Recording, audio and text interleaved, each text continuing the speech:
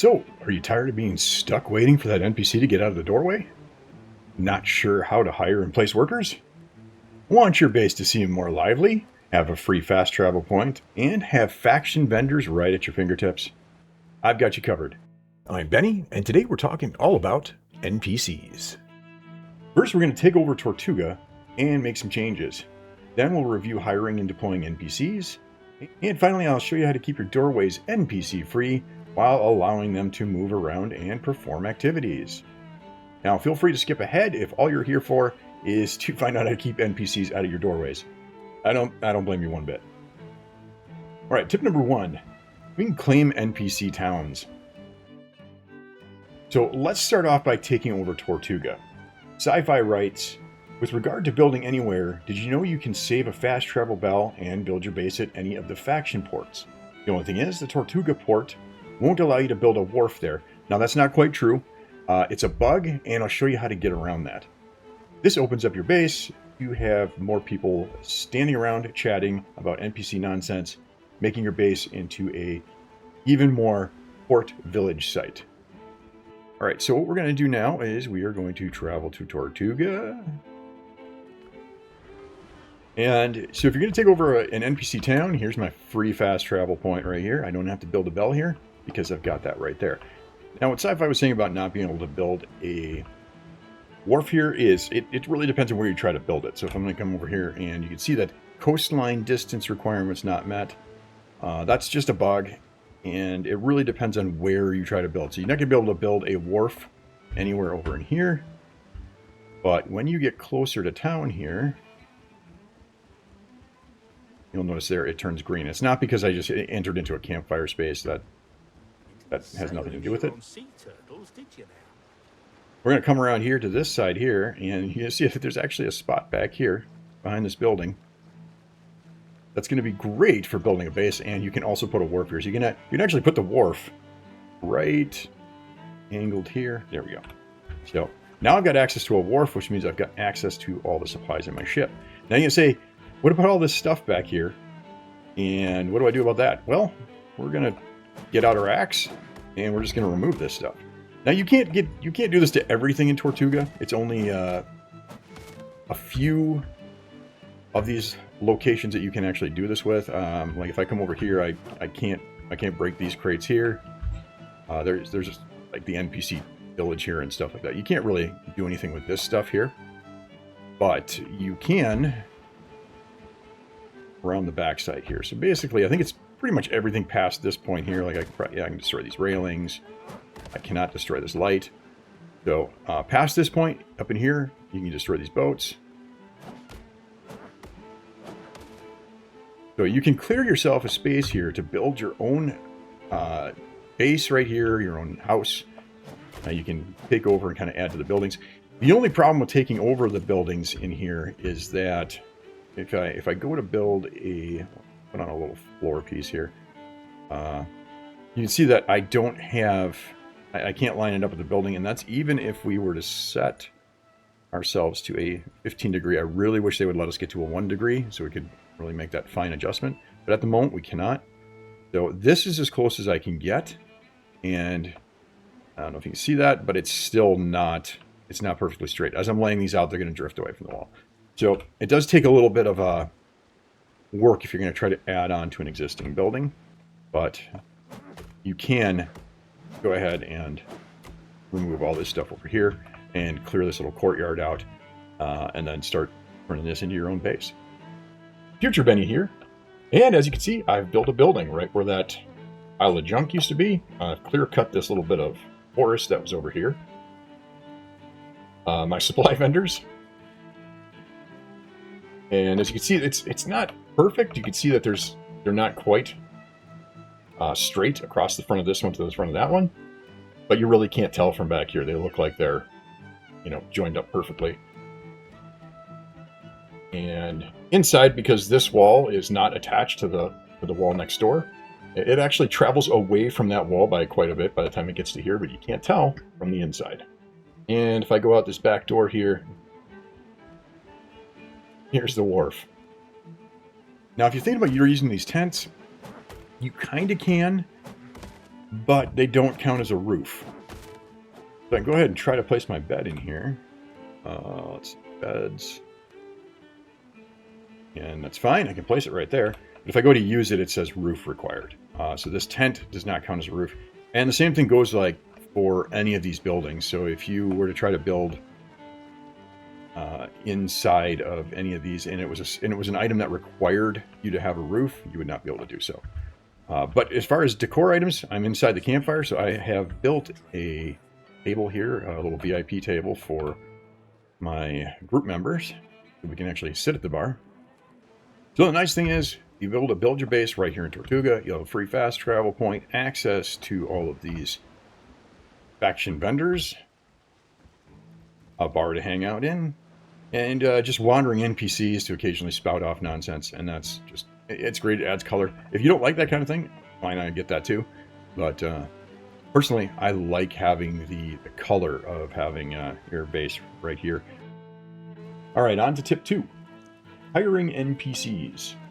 Since we're already in Tortuga, we can go ahead and wander over here to Rosalinda. Now, I've already hired her with my main, so I'm going to go ahead and hand things over to my alt demonstrate. All right, here we are back.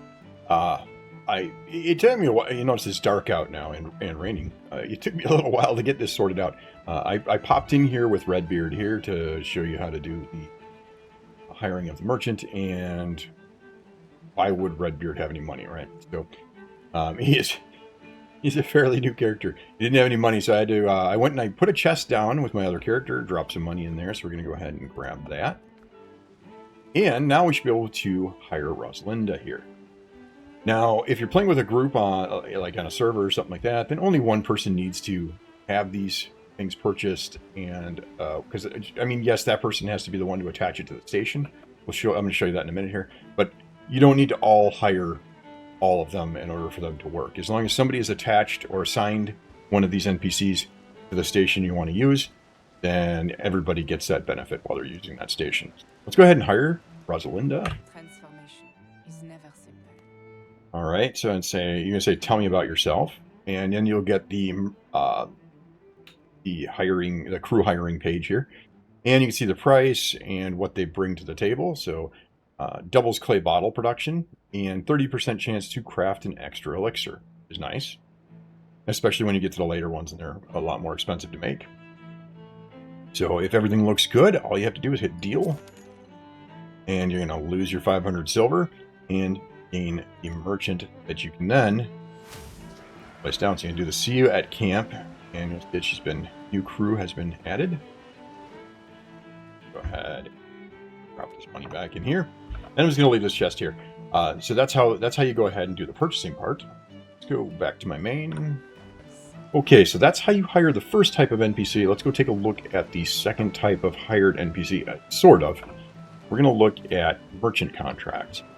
So some of these provisioners will have things like merchant contract food, and here's a merchant contract natural resources. We're going to go ahead and we can buy one of these. It does require a certain reputation level and all that, but once you've accomplished that, you can go ahead and pick these up. And you can pick up more than one of them. You can have more than one of these NPCs out there. So that's all there is to the merchants, is just to buy a merchant contract. I'll show you how to place those in a minute. And then the third type are the ones you get by quests, and that would be the Doc and John Doe. At the time of this recording, those are the only two that I'm aware of. Let's go ahead and head back to the main base. All right, I want to show you how to deploy or place NPCs. So the first type of NPC is the type that are at the workstation here. So you can see I've already got a few of them wandering around in here, and including Rosalinda. So we're going to go ahead and dismiss her, which is a good thing to know how to do too. But we're going to dismiss her, and then we're going to resummon her. So she is attached to the alchemy table. I'm going to open up the alchemy table, go to worker, and here's where you can assign or dismiss crew from the table. Now, just dismissing them does not mean that you've not hired them anymore. Once you've paid the fee to hire them, it doesn't matter. They're going to come. You can always bring them back. So I'm just going to go ahead and dismiss her, and now she's no longer wandering around. Now, if I come in here and I select her, if there was more than one, and right now there isn't. You can see there's a bunch of spaces for more, but there's only the one. So I'm going to go ahead and select her and assign her. Now it says assigned, and there she goes wandering around. So that's how you do the ones that are attached to specific workbenches, and there are 5 as of the recording of this video. I think 5, 4 or 5. Anyway, there's a limited number at the moment, and they're only for specific benches. So I assume that's going to increase as the game expands. Now, the next type is the merchant type, and they are, as you can see, just standing in front of these stalls here. Now, these stalls do need to have shelter to work, and I'm going to show you how to place those. You're going to go to your build menu, and then you're going to go to under crafting and utilities all the way to the bottom, and here you'll see the different merchant stalls. So I just picked up the natural resources one, and you can see when I mouse over it there that it shows I've got a merchant contract natural resources. So I'm going to select that, and then I'm just going to go ahead and place the table down right underneath one of these shelter areas. And as soon as I do so, the NPC appears behind the bench, and it's ready to go. I can come in here and I can order resources. We're going to order 10 stacks of something. We can, let's say I need hardwood. I can come in here, and they're 500 silver per. Our group has about 5,000 sitting here at the moment, so I could just go ahead and order a stack of hardwood. And you can see the status of it here when you come in here. 10 stacks of hardwood. It's en route to collect the cargo. It'll get to this point, and it'll say that this cargo's collected, and it's en route back to you. And that's how you kind of keep track of it. But so once that order comes back in, the boxes will appear here, and you can just come here and take them. So the nice thing is you can have multiples of these, so that you can have multiple orders going at the same time. So each one can have an order going at once. I'll check for it. See, I've got another natural resources guy over here. So if I needed to order another 10 hardwood, like I just did, now I've got 2 different orders going at the same time. So you can actually get a lot more than just one set going at once. And the third type of NPC is placed by the bonfire. Now, I've got a bonfire here, so we're going to take a look at this. And they are guests. So these are NPCs that are quest related.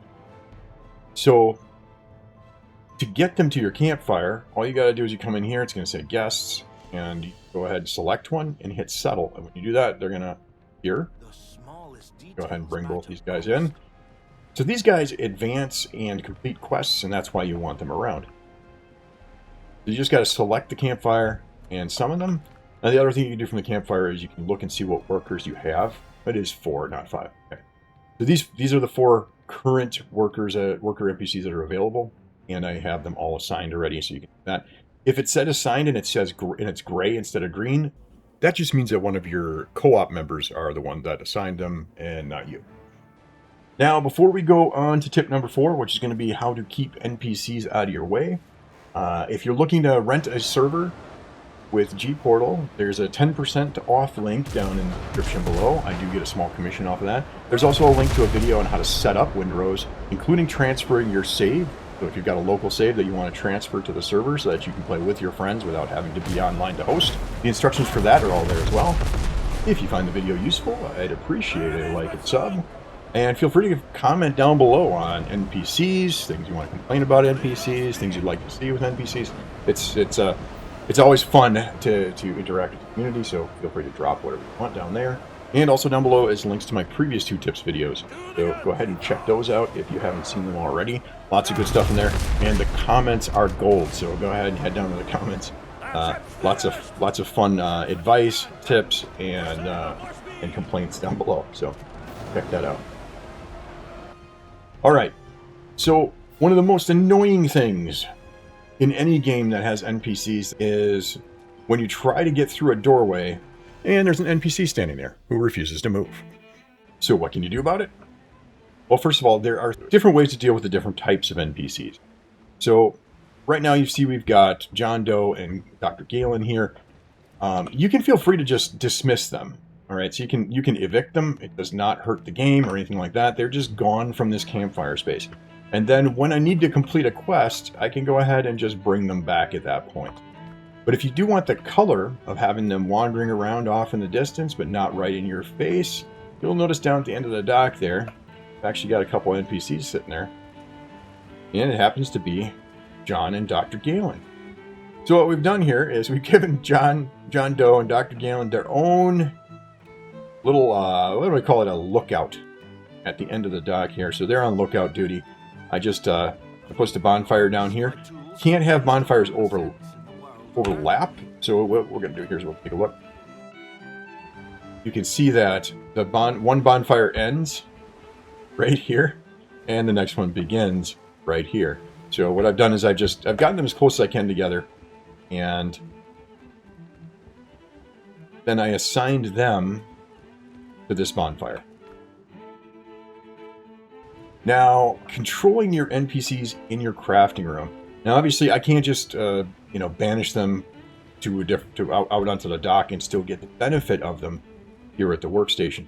So what I want to do is I want to be able to control how they move and where they go. I don't want them standing in my doorway.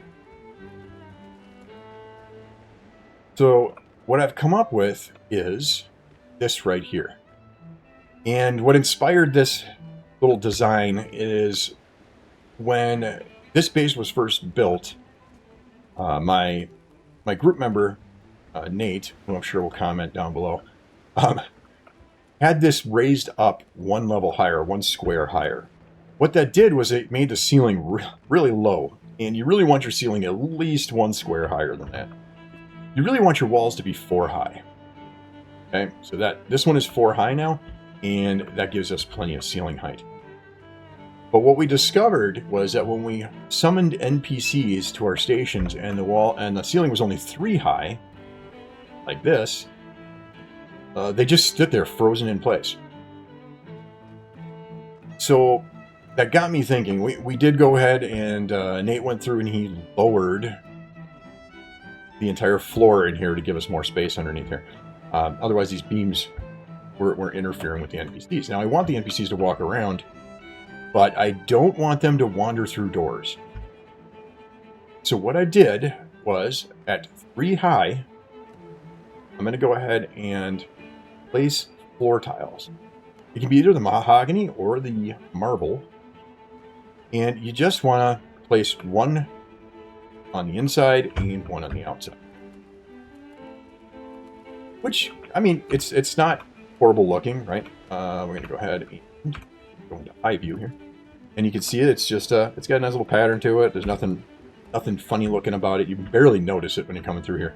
But what it does is it prevents them from establishing a path through this doorway. So I can leave this doorway open all day long, and because it registers this as something they can't pass through, they won't build a path through it. I've done the same thing on the back door here. You can see that there's a awning, if you want to call it that, made out of floor tiles right there, and he won't walk through it. He won't path through it. He'll path, all around in the back here, but not through it. Now, in this side, I haven't put these up on here because this is the door for them to wander in and out of. I could put it up there and they wouldn't be able to go anywhere. They'd be stuck inside the building. But I do like when they wander around, and here's Jasper wandering through the garden. So by leaving this door without those floor tiles stuck up there, these guys are able to come in and out as they please, interact with everything out here, and not cause trouble. Now, stairs are another thing. If you don't want your NPCs going up your stairs, again, we are going to look at a floor tile on, and get back out of that mode there. You want to look at having a point in here. 1, 2, 3. So when the NPCs would look for a path, they're going to consider this non-passable because these roof beams are only 3 segments high from the stairs. Now, it's perfectly passable for you and me, but they consider that blocked. And then up here, I've done the same thing here by making this nice little decoration on the edge here, but this is all made out of floor pieces. I wasn't sure if this was going to work because it's only a single width, and they're parallel instead of being opposed, but so far it seems to have kept them out. They do use these stairs, but they haven't gone past it into the upper building there. So that's been able to protect our beds. And instead, they pad their way over to the bunkhouse. Now, you do need to use the shorter doors. If you use the taller doors, you'd either be cutting off the top of the door, or you'd have this too high. And like I said, it's got to be 3 high in order to prevent them from walking through it. So I hope you found today's video useful. If you did, I really appreciate a like and a sub.